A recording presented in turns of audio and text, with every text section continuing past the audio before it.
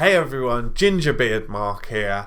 This week's interview with the awesome Robert Lloyd, the lead singer of the Nightingales, who, if you haven't been paying attention, you know that film, that documentary I've been banging on about for about a year when I spoke to Stuart Lee and Michael Cumming and Fliss Kitson and Paul Putner, and I keep mentioning that documentary King Rocker. This is who that documentary is about. So if you haven't checked that out yet, I really suggest you do. It's such a great documentary.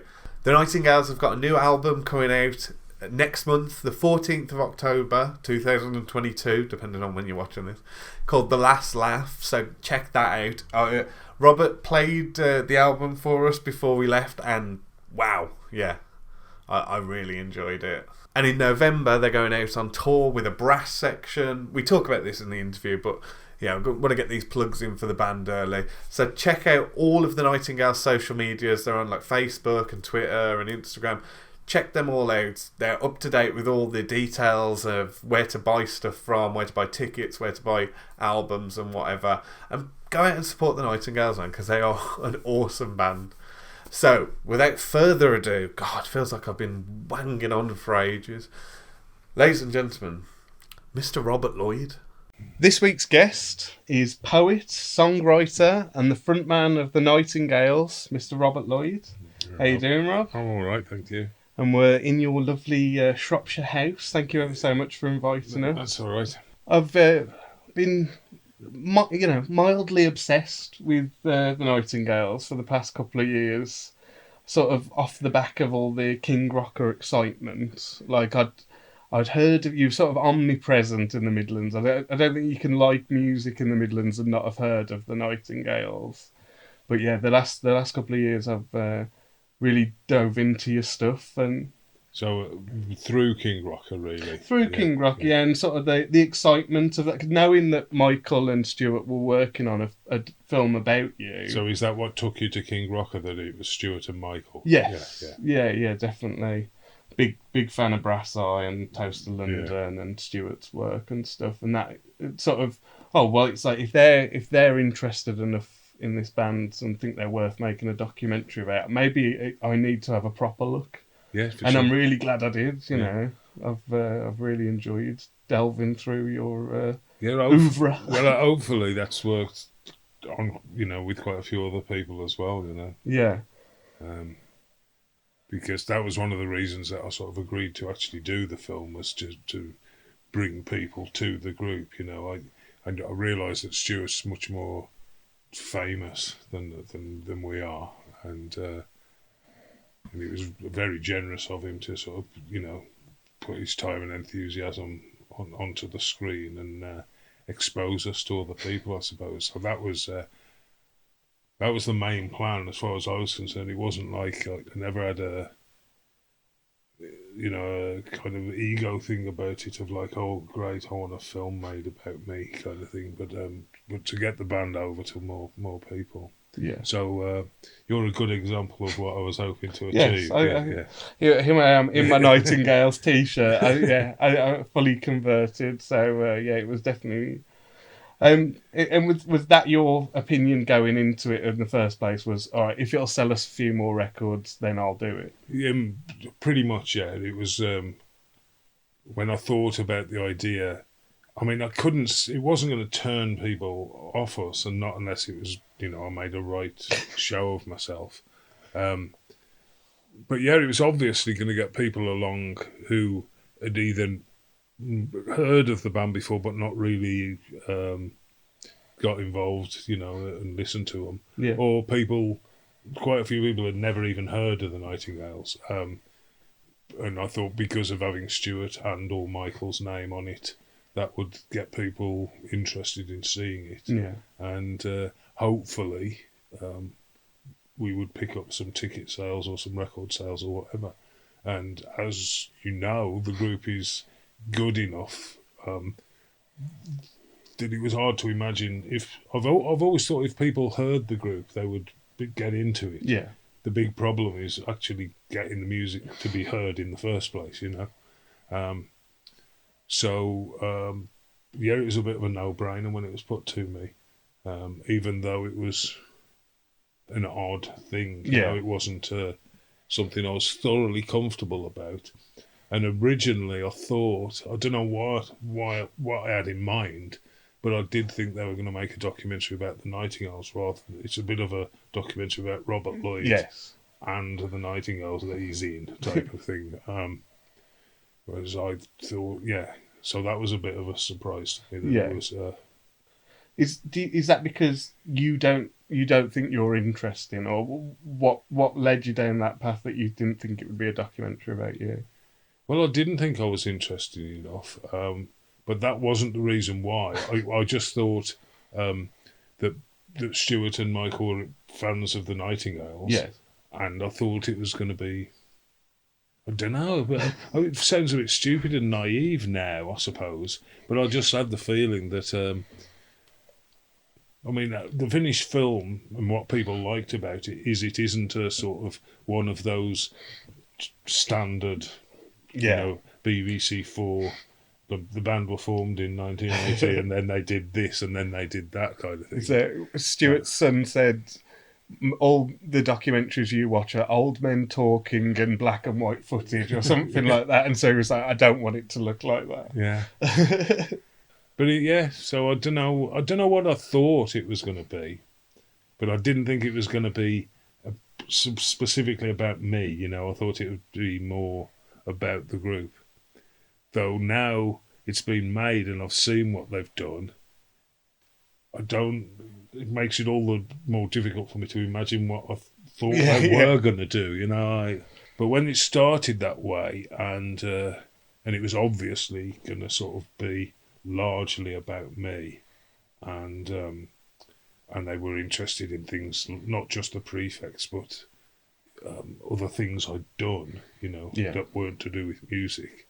I wasn't entirely chuffed about it, and I was thinking like, well, do I want to be doing this? I felt a bit exposed, and I definitely felt out of my comfort zone. And I spoke to John Henderson, who's the guy who puts our records out now, and is a sort of, but he's a good guy and a bit of a sounding board for me, really. Yeah. And I voiced my disillusionment about it quite early on, really. And he just sort of said, well, look, Stuart's never done anything half-arsed, and Michael's work's always good. They're not going to make a dick out of you, so you should just trust them and go along with it. And I just took his advice, and from there on in, because it soon became apparent as well that they were kind of ad-libbing it, and sort of Stuart was formulating ideas as he went along rather than having a definitive thing. So I just thought, well, I'll go along with what they do. And it was always my thing. I mean, I've said this quite a few times, but it's absolutely true, that I thought, well, if they end up making something that resembles a hit, I'll kind of go, huzzah for me, innit? And if it ends up as a pile of cack, I'll kind of go, well, it's their film, and nothing to do with me. I'm just the subject of it, I know. And I am just the subject of it. I mean, I'm aware of a couple of people who think they should have been in the film, or have got the arseache about this, that, or the other, and all that kind of stuff. And I can't be bothered. I don't speak, I don't speak about it or whatever. But the truth of the matter is, none of the decisions, none of the questions were mine. I didn't say, ask me this, or interview that person, or let's do that.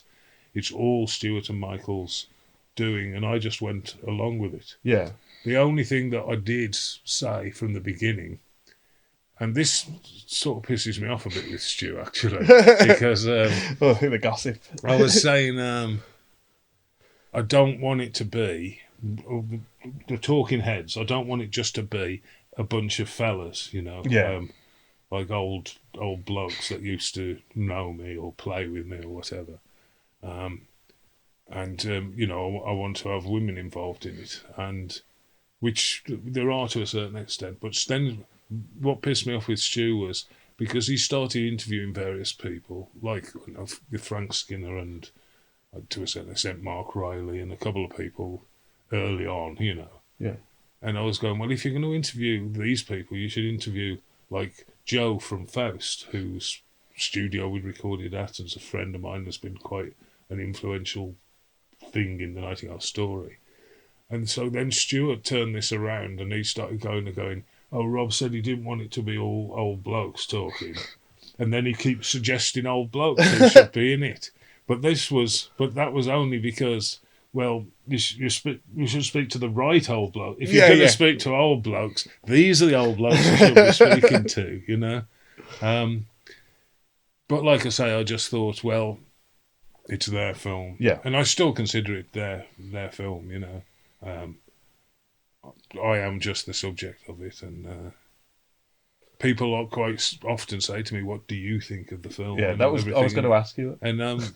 And I don't know what I think about it really. You know, I suppose I'm glad that it got made because it's helped out a bit, and I was really surprised and chuffed when the weekend it was first shown on the telly, and the amount of glowing sort of response it got. And I'm not just talking about good reviews, you know, from the public. And from people like the woman who directed Bend It Like Beckham and Jess Phillips and just all these people sort of coming out of the woodwork and going like, you know, what a great guy and what a great film and all this kind of stuff. So obviously I was very happy about that.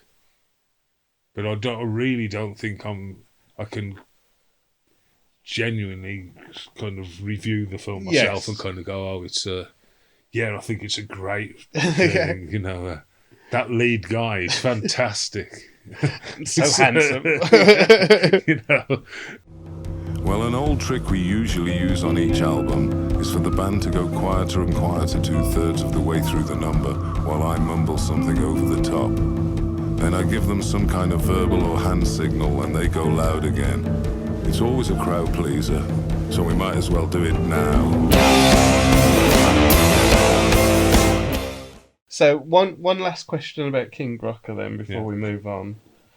Do you, despite his denial, do you still believe that you had a shower with Robin Asquith? I do, yes. Yeah. And to be honest, and let's be frank about this. So as a 40-year-old sort of unknown bloke, if you're at a gym and you go in the shower and Robin Asquith's in the shower and you think, it's I'm in the shower with Robin Asquith, but Robin Asquith's not going to go, oh, I'm in the shower with Robert Lloyd, because he wouldn't even know who I am. So for him to deny, it's not even a denial because he wouldn't remember. Yeah, some bloke anyway. 20 years ago or whatever. Yeah, no. I must have had showers with tons of people that are not famous. You know what I mean? So I know. You know that it happened. Because it's a very funny thing, isn't it? Yeah. I mean, I've also had a shower with Nigel Havers at the very same place. And he won't remember that he's had a shower with me either.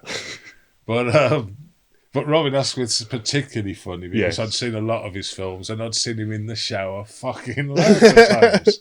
So, when I said about them kind of ad-libbing stuff, it was that kind of thing as well because Stuart, there's a lot of things that I say, you know, the Steve Beresford story is true as well, by the way. But there's a lot of things that I said that Stuart would, you know, immediately wanted to follow up. Not just to check out whether I was fibbing, but actually was interested in, like, is this... You know, it was off on a tangent and blah, blah, blah. And that's what I meant by the mad-libbing. It was like Stuart was kind of hearing things, and then it was like, oh, let's investigate that and go off on that and blah, blah, blah, you know. Were they telling you that they did that? No, I didn't know Robin Asquith was in it. The thing that thrilled me the most, and it was more or less the very last, if not the very last thing filmed, and I didn't even know that it had happened until I saw the film, was that he got Danny Fields, the Ramones manager, in it. And when he appeared in the film, that was like kind of gore-blinding, you know. But I didn't know they were doing some sort of fundraising events where they were showing, I don't know what you'd call it, like a 15-minute clips from the film. And one of Fliss's friends saw it went to one of these events in London, and she was going like, "Oh, I love the animation." And I was like, I didn't know there was any animation in it, you know. And I just thought, well, it's going to be what it is. And that's the way I kind of approached the whole thing, really. I could never understand, you know, like when people sort of go, "Oh, because I used to make pop promos myself and stuff. And you'd have people of like, "Oh, can you shoot me from this angle because, you know, my nose looks big this way or something?" And you're kind of going, well, you're fooling yourself if you think it doesn't look big from the other side. You know what I mean? It's like, you just...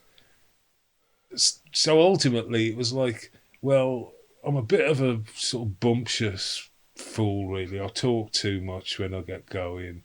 And the film is going to show me what I'm like, and it's no point in me kind of going like, "Oh, I don't like it," you know. I mean, because that's the way it is, isn't it? You know? Yeah. I was going to ask you, funnily enough, you bring up the music videos and stuff. I was going to, because you sort of touch on that in King Rocker, and then you know, the story moves on. So, is there any like videos that are ones we would know?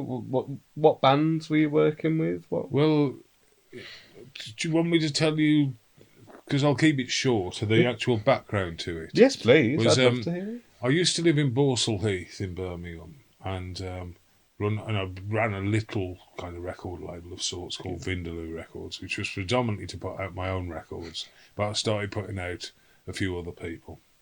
And anyway, I'd go to the local pub, which is in the King Rocker film, and there was like a student bloke in there who used to... He didn't badger me, but he'd come up and kind of go, "Oh, you're Rob Lloyd, aren't you?" and all this sort of stuff. And you'd be a bit kind of, "I'm trying to have a pint, mate," type thing. And he was going like, "Well, if you ever... I know you run the record label and everything. If there's anything you ever want doing, I live just up the road," and all this kind of stuff. And every now and again he'd mention this, and he mentioned he got a Super 8 camera. And when I had put out the first Fuzzbox record, and it sort of took off a bit, and so I needed a video, and there used to be a thing called the Chart Show. Are you old enough to remember that? I know of it. Yeah, it's. And so when I bumped into this bloke whose name was Nick, in the pub, I was going, "You know, you got a Super 8 camera. Will you come and make a video for me of these girls I've got? Just 50 quid in it for you, you know." And anyway, he made this video for them, and it was shown on the Chart Show kind of every Saturday. It was just like really big. And from that, he made the next Fuzzbox video, but then he started getting work for other people. A band called the Go-Betweens he did, and I can't remember what else. Now, another friend of mine was this guy, Seething Wells, who was a performance poet who used to support the Nightingales quite a bit. And but he was also a journalist for the NME, and he was pretty much the first journalist who discovered the Manic Street Preachers. Okay. And he was kind of good and became good mates with them, and he sort of said, when they got signed to Sony, he was going like, "Oh, can I make your video?" And they said, "Yeah." And Sony were going like, "Well, who's this cunt? You know, we can't have it. We can't have someone making a video who's never does no one end of a camera for another," kind of thing. So he got in touch with me and said, "You know that bloke who used to make the videos for Fuzzbox? Can you put in touch with him, because I got the chance of making a Manic Street Preacher as well, but I don't know what I'm doing." Yeah. So I put those two together. They made the Manic Street Preachers video, and then they got offered some other work, and they do Pot Will Eat Itself, Echo Belly. I can't remember them all now. And they sort of took off, you know, they were getting work in.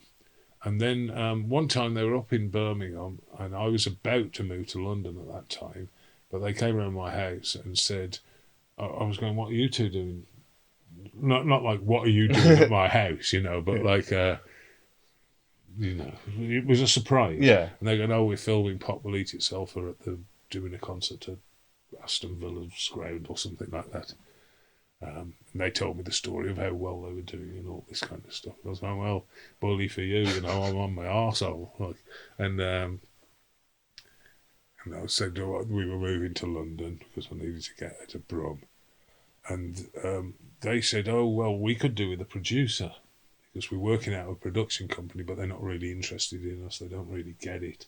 Would you be interested in doing it? You know, I was going, well, it's not really my cup of tea. And anyway, they had a cup of tea, and then they went off to do whatever they were doing.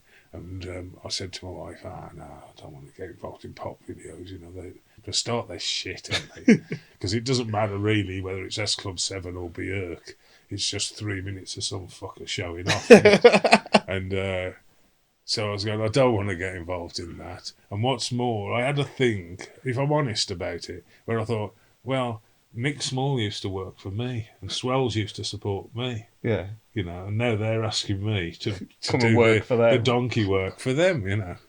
So there was like an element of pride, but also an element where I just thought pop videos are naff, you know. And my wife was going, yeah, but we're skint. And I think you should give it a go, you know. She was she just revealed that she was pregnant. And so we moved to London, and I got in touch with them, and they offered me something. It sounds silly money now, but it was something like 50 quid retainer to go in. They were going, oh, the production company we're at, they'll give you your own desk. And you go, turn up, and ring around, get us some work, and for every job you get us, you get, say, 5% of the budget or something like that. And so I agreed to do it, even though I was just turned up the first day, and I was thinking, I don't know what to do. And they knew that I got some contacts in music. Yeah. But I was thinking, well, I'm not going to sort of spoil my reputation with my contacts by hawking around a video director. You know what I mean? Yeah. It's just shite. And so I sort of shuffled papers around on the desk a bit and all this, and sharpened a pencil. Yeah, or something. walk around with a clipboard. Then at sort of lunchtime, I went down the Ship on Wardell Street, and we just sat there having a pint and just thinking, what have I let myself in for? I don't know what I'm doing here. They gave me a list of bands they were interested in, which were just all the sort of all, you know, hip alternative bands at the time. I can't even fully remember who they were now, but they've come and gone anyway, you know. And I was just thinking, oh, it's a fucking dead loss, this is. And then the second day I was in the Ship, in walks a bloke called Jeff Barrett, who runs a label called Heavenly Records that have done all sorts of things, but they've had hits, you know. He's quite a player, Jeff. And he's a good mate of Alan McGee, so he was like the kind of, he'd done work for Primal Scream and this, that, and the other. But one of the things what he'd done was he'd when he was at university, he'd put the Nightingales on in Plymouth, which is Plymouth University, because he was a Nightingales fan. Yeah. But he'd also put out the first Manic Street Preacher single before they signed to Sony. Oh, okay. So he walks in the Ship and he goes like, bloody hell, Rob, what brings you here, you know? And I sort of said, you won't believe this, Jeff, blah, blah, blah. But Nick and Swells have asked me to do this. I was going, you haven't got any videos, have you? That, you know, just give me a tape so I can say I've done something. Yeah. He's going, well, the only thing I've got coming up is Saint Etienne. And he's going, and, you know, Swells won't be right for Saint Etienne, because Swells did this sort of in-your-face kind of stuff. And, yeah, it was real, you know, it was influenced by the young ones, really. Yeah. That sort of, or more like Vivian from the young ones, you know. And it's going, Saint Etienne, they're kind of cute pop kind of thing, really. And he was going, and what's more, they're signed to Warner's in America, and Warner's are paying half the budget, and they're never going to go for this sort of big-mouthy skinhead from England. And I was going, you know that, Jeff. I know that. It makes no difference. Give me a tape, and then I can go back, you know. And I went, and slow and behold, he gave me a tape of it, and I went back to the office and going, oh, I've got the tape. And the budget was a lot bigger than they were used to working with. And so everyone was going like, he's only been here 2 days, and here he comes in with like a real good budget job. And Swells wrote this script, which was crazy, as were all of his scripts. And I took it to Jeff, and he read it, and he was going, because it was about Sarah Cracknell being chased through the woods by a bear. And then, a bit of a Goldilocks thing where she ended up in a little cave eating porridge with a bear or something. I can't even fully remember this thing. But Jeff was going, bears, that's a shite idea. That's going, well, there you go anyway. Thanks for the tape. And lo and behold, Warner's went for it. And they got back, and like I say, it was the biggest budget they'd ever got. And it was being paid for by an American label, which they'd never done before. So I was the hero of the hour. And they called in a producer to do it. I didn't even know what a producer did for a video. They called in a freelance producer to do it for them. And towards the end of it, he'd prepped most of it. But there was some reason why he couldn't attend the shoot or he couldn't finish it off. And so I was just chucked in at the deep end of like, well, can you attend the shoot? Can you book the post-production and this, that and the other? And I kind of did it, flying by the seat of my pants. And we got the job done. And so I got my finder's fee and I got a bit of the producer's percentage for doing the thing. And it was more money than I'd seen for quite a long time. So me and my wife at the time, we went to Goa for a little holiday. And I just remember sitting, having a pina colada, looking at the sunset over the Arabian Sea. And I was kind of like, you know what, this ain't too bad a game, this video thing. Yeah, maybe they're not so naff. And so when I went back, I just got stuck into it a bit, full of a bit of confidence. And they were doing bands at the time like Skunk and Nancy. Who else do we do? They basically would do anybody, to be honest. Yeah. So they did a lot of shit sort of dance records where the acts didn't even exist. Oh, it's just a name, Because Stuart said something about this. Aren't you and Ted in a Skunk and Nancy video? We are, yeah. If you check out the Selling Jesus video, you'll see me and Ted and Swells working as Jesus' bouncers. But we made a few good videos and we made an awful lot of bad videos. But we kind of became a 3-piece team, really, even though they were the 2 directors. And we were called Gob TV, and we tried to market ourselves as a bit of a band, which was all Swells and Nick's idea, really. But we had T-shirts made, for example. So there was one Gob TV T-shirt, and it had in your face, down your trousers, and up your arse like a shit-eating rabbit on speed. And we started getting some work in America, and I never liked it. I'll be honest with you, I never liked it. But we were doing okay, so we left the production company we were at, and we started our own and got a few directors, and a couple of those did quite well. One of them, a guy called David Slade's gone on to be a Hollywood film director and stuff. So it was all right, but as is the way with these things, I mean, don't get me wrong, I was never into it anyway. I just liked my little tickle I was getting from each of the videos they made. But as is the way, you go out of fashion after a year or so. Yeah. And we did. And then, as was documented in King Rocker, there was that TV thing. And when Nick and Swells fell out about that, the company just disbanded, really, pretty much instantly. Yeah. Like Swells was like, I'm not working with him anymore, and it was just like, oh, well, it was good while it lasted, kind of thing. Yeah. So that was a rather long-winded version of the story. But the bands we made, there was a band called Smash who were like a bit of a punk kind of thing, and they did I don't know if the video's on YouTube. I've certainly got the record of it. They did a record called I Want to Kill Somebody, which was about the sort of Tory government at the time. And some great lyrics in it. And they'd hardly got any money, like £1,000 or something, but we made a real shock horror video for them, which involves, you know, stringing up Thatcher and decapitating various Tories and all this. And the idea was that we'd leak it out and it would be a news of the world front page and all this kind of thing. And the band or the record label sort of chickened out at the last minute, you know, like, oh, we can't be doing that kind of thing. So that was a fun one that I remember. Transglobal Underground, we'd worked with. There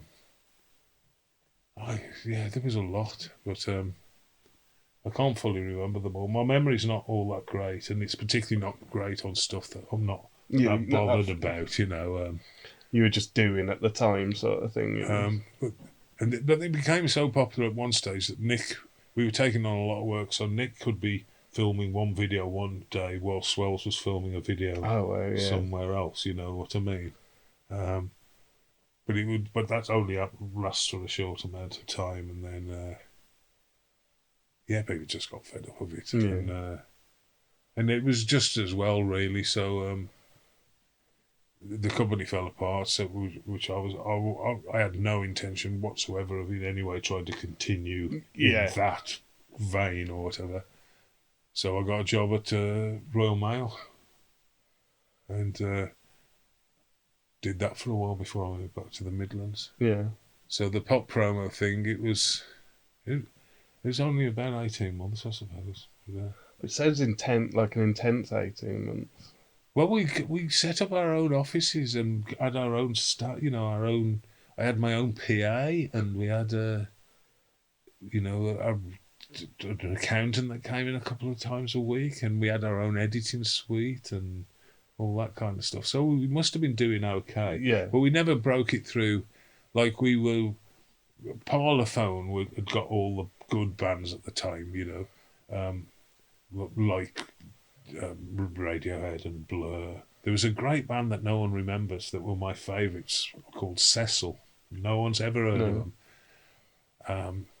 But I forget who else they got now. But you know, and we got some jobs for Parlophone, but they were always the shit jobs. We never got. We got Radiohead. And they're like the same at Sony. There was a bloke at Sony who liked us, and I'd go out for a drink with him, and he was forever promising stuff. And then it was like, oh, we've signed this new band, and we've got $5,000. Would you go to Londonderry and film them?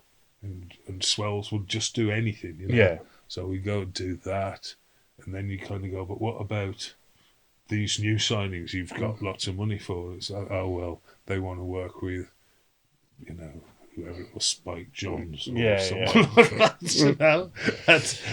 So there used to be a magazine called Promo. We're talking far too much about this subject, actually. When sat in the presence of wisdom, I hold my tongue. I've seen the beauty of man and of woman, and when it all went wrong. So speaking of the new album, Yep. You've said that it's the best album you've ever made. Well, that's what it says in the press release, because John Henderson, who runs the label and has put the record out, he thinks it's the best record we've ever made, and he genuinely, you know, he's either a great actor or he's genuine about that. Whether I think it is, I know a year has passed. We've just been talking about a year passing since we've recorded it and everything. But I find I don't mean to sound like one of those Brian Ferry characters now. Oh, my body of work, all that kind of thing. But as an artist, I think it takes a few years before you can make such a call, really. You know. But it's a good record. I was very worried about it. We've recorded our last, can't remember how many albums, 4 or 5 albums, at the Faust studio in Germany with Andy, our bass player, engineering them. And because of, there was a time when, it seems so long ago now, but there was a time when Angela Merkel, I mean, even that sounds like a long time ago, but Angela Merkel wasn't allowing Brits into Germany. Yeah. And because of the various COVID restrictions and stuff, and it didn't look very likely that Andy would be able to come to England. And John, who lives in Valencia, said, well, in Spain they're letting English and Germans in, so why don't you come to Spain and make a record? So we went to Spain, but because of the COVID restrictions, we hadn't seen Andy for months and months. So we might have done, had a couple of conversations on Zoom, and we created this was all new stuff to me as well, like a Dropbox thing with people putting ideas in, but we hadn't rehearsed. Like, not even me, Fliss and Jim had got in a room, which is very unusual, you know. So we went over to Valencia, which was nice, and met up there, but really under-rehearsed, whereas, I mean, you only have to see the Gales live to know that we're a rehearsed band. Very tight, yeah. So we went into the studio, and I was thinking, oh man, we're really not. It's not the way I'm used to the band being, you know. Plus, I admit, which I can't point the finger at Mrs. Merkel or anyone else for this, but I was kind of a bit way behind on the lyrics, you know. We'd got a few tunes on the go, not an album's worth, but some good ones. Yeah. But I was behind with lyrics, and so we went over to Spain, and I was panicking about the lyrics. I can easily get into a lava. I'm a bit of a worrying kind of bloke, you know. Same. And an unrehearsed band in a new studio, and so on and so forth. But we went in, and we just got to work, which is what we do, you know. I mean, this is a bit of a side issue, but like when I go over to Wolverhampton on a Friday and rehearse with Jim and Fliss, and I get back, and Julie will kind of go, oh, you know, how's Fliss, for example? Like next week she'll go, oh, how was Fliss's birthday? And I'll go, well, I don't know, because we don't talk. We work when we get together. We work. We don't chit chat about, oh, how was your birthday and what did you get up to, type of thing. It's not that kind of thing. We actually get stuck in and work, which is what we did in Spain. And with some of the songs, I was quite literally, and I'm not proud of this, but I was quite literally, they'd record the track one day, and we'd go back to our digs, and I would write a lyric to sing the next day, you know. And I'm just not really used to doing it on the hoof like that. So it was, anyway, you get the picture. Yeah. It was a different way of working. But maybe that's brought something new to the music. Well, possibly. I mean, some of the songs were quite well structured.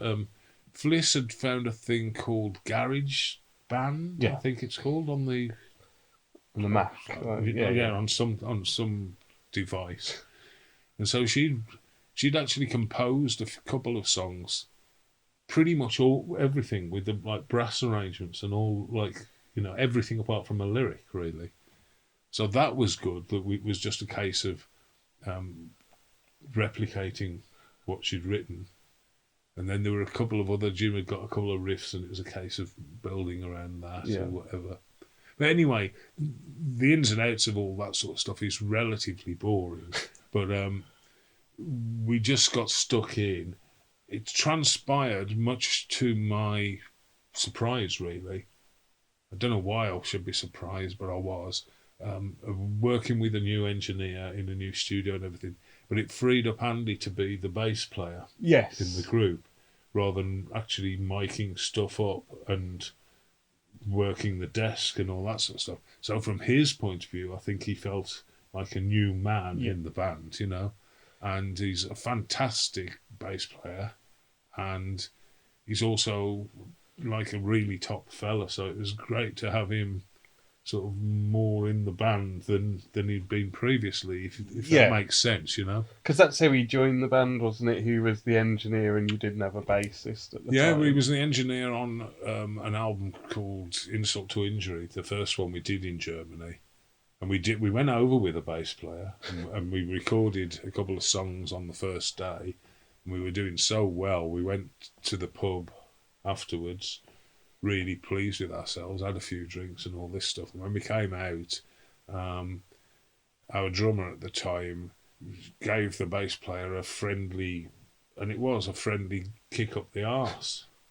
And he just turned around kind of going, I didn't join this band to be physically assaulted. And he fucked off back to England.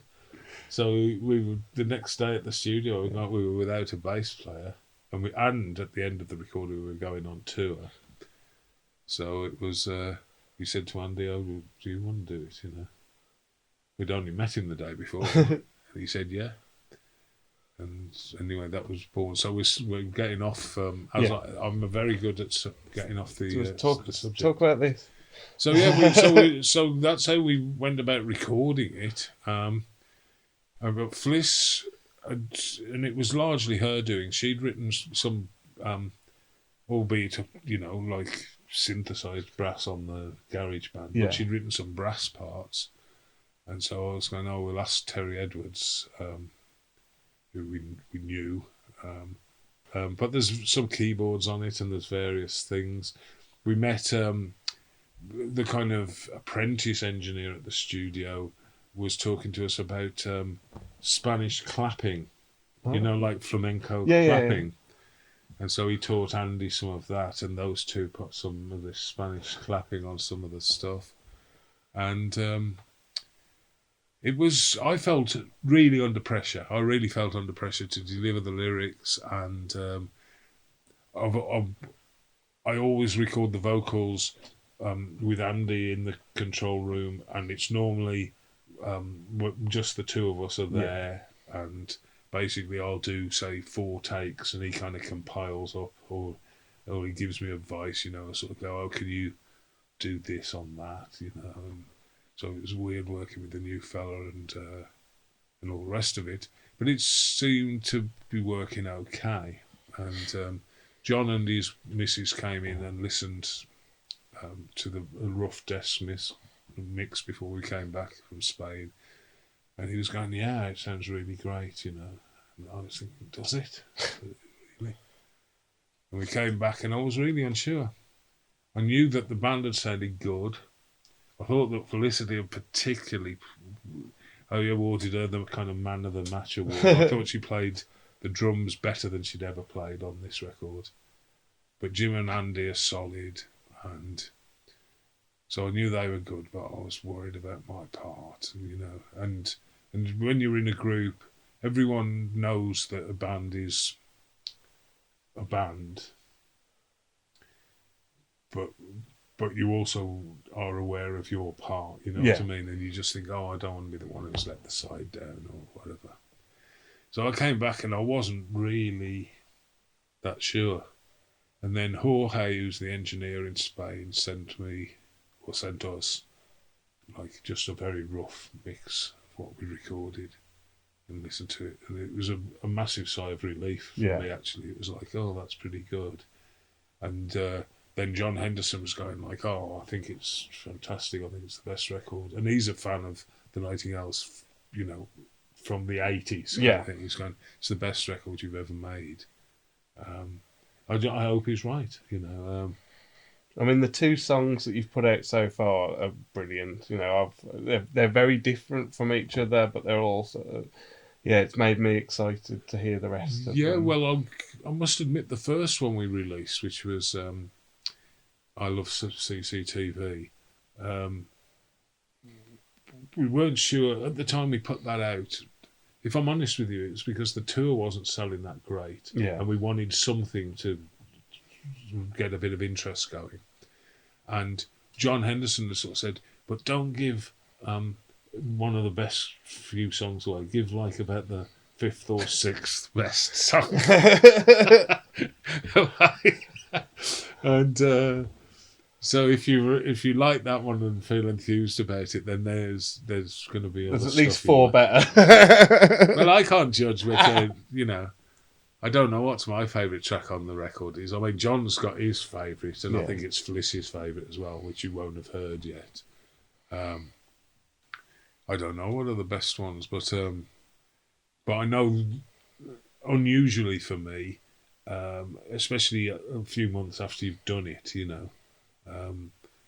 Even at the time, normally when you record something, there's a song or two maybe where you think, oh, that's not really that great, you know.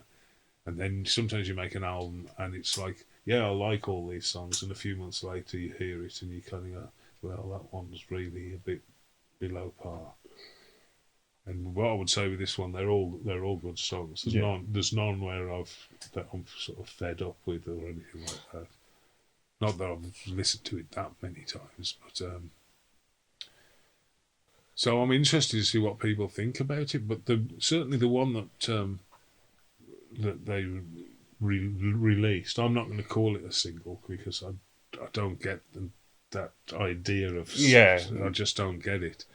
But they did actually release a song so people could hear this song called Bloody Breath, and that's gone down a storm. Yeah, with Fliss's sort of video that's like a tour, you know. Yeah, well, God not bless, tour, sorry, like a video of you recording it, isn't it? God bless her. I mean, that's just literally stuff she filmed on her phone at the time that she's cobbled together because we don't like, you know, don't make videos because pop videos are naff.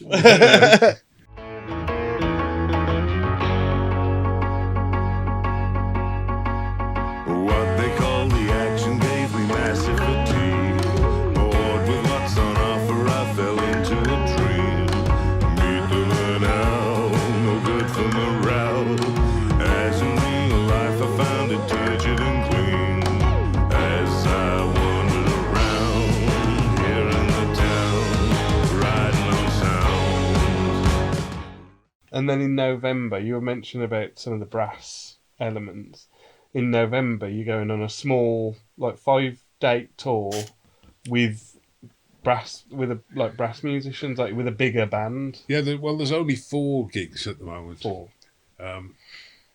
It was decided, not by me, to be honest, but it was decided that it would be better to do fewer gigs, and hopefully people will kind of travel a bit if they need to. Yeah.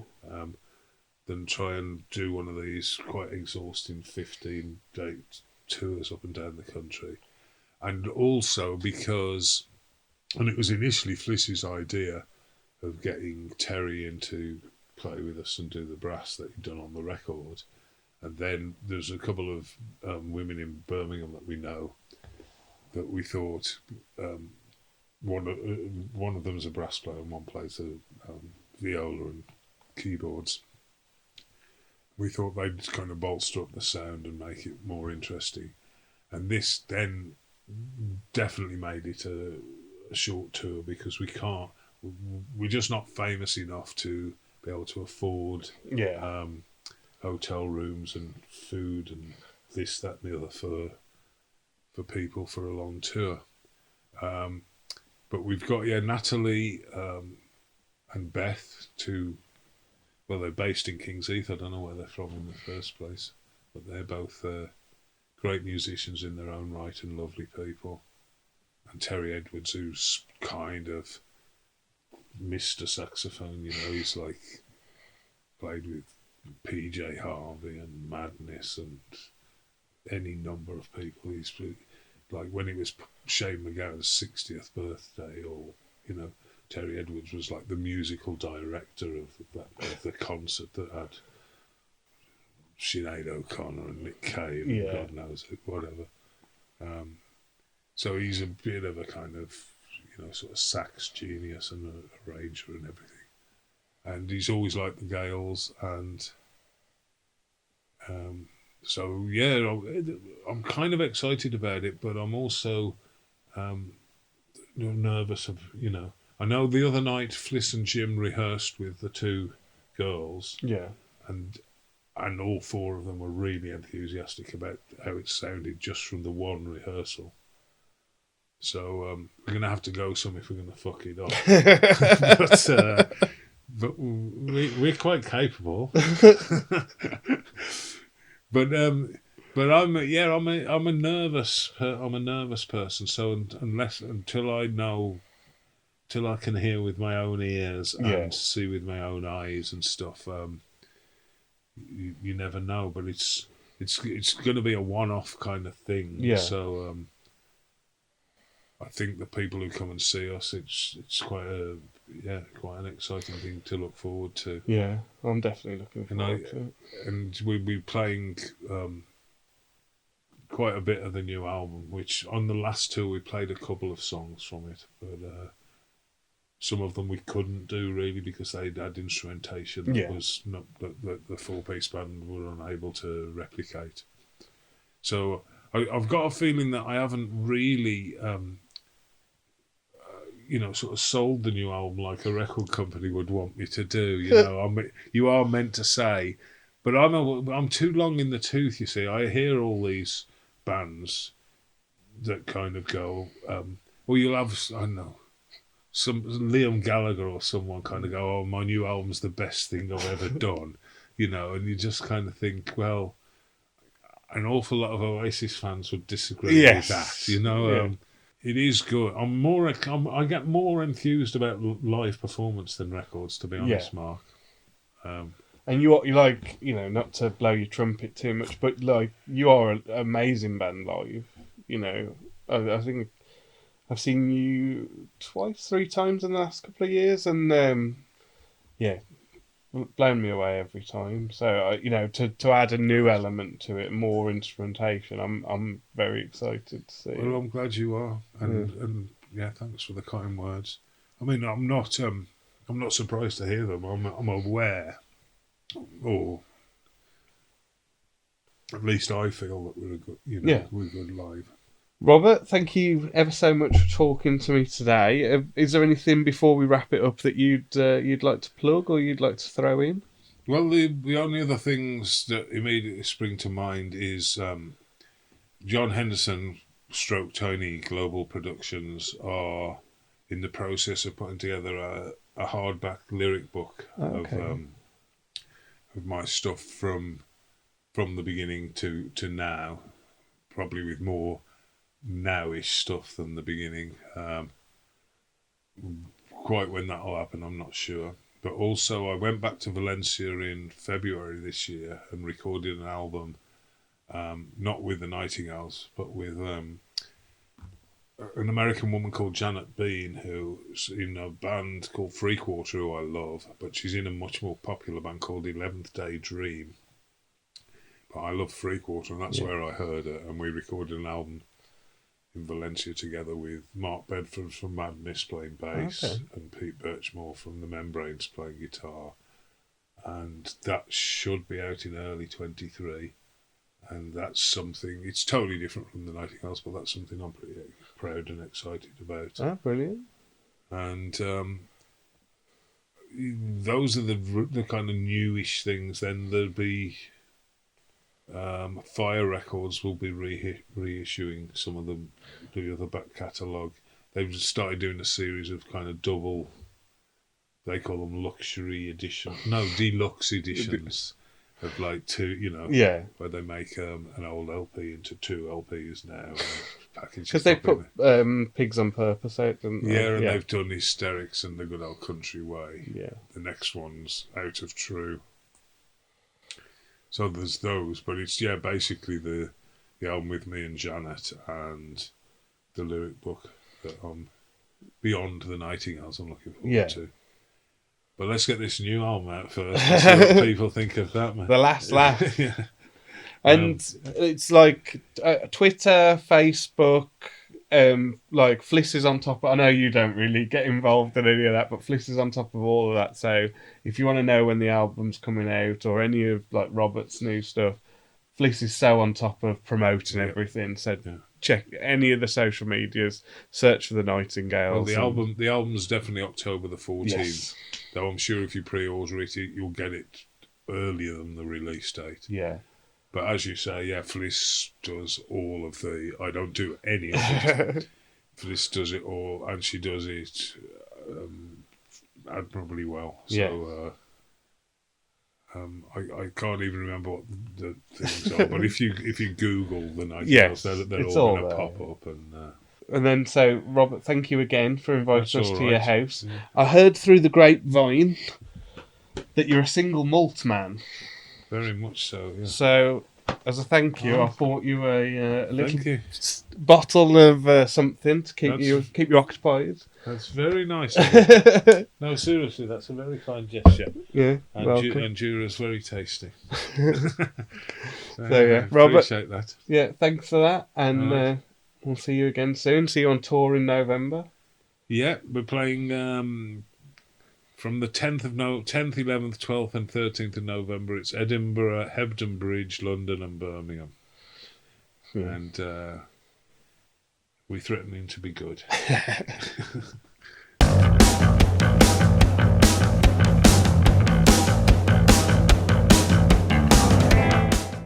You have to embarrass yourself, Mark.